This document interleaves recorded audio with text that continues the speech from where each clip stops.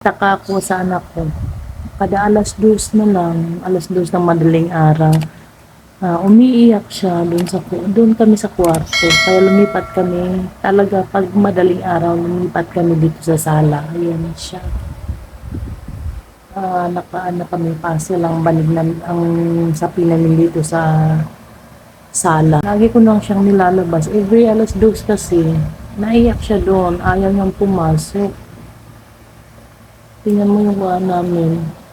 Inupahan ng bahay. Mataas yung ceiling. Hindi na ako makatulog. Ilang oras lang ang tulog ko. Nagising ako kanina alas 2. Tapos naidlip lang ako.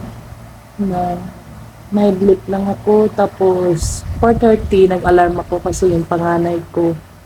Nilutuan ko. Ang pasok niya kasi is 6. Hindi na ako makatulog kaya magkakape na lang ako ngayon. Lipat kami dito sa sala. Umiyak talaga siya ilang araw na sunod-sunod.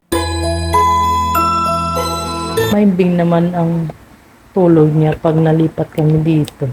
Alas 2. Sabi namin is pasil lang. Pero sa kwarto is kutsyon yung higaan namin. Lutong dito si mama. Itong dito na to. Tapos to. Tapos, sa Bisaya, dala niya galing sa Ali. Itong itim na malagkit.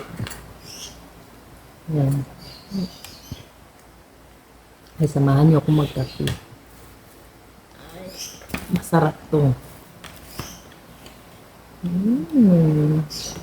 Ne?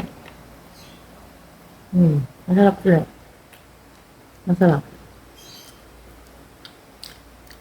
Hindi ako makatulog kasi magkape na lang ako. Si Christoph. Every alas 2 umiiyak.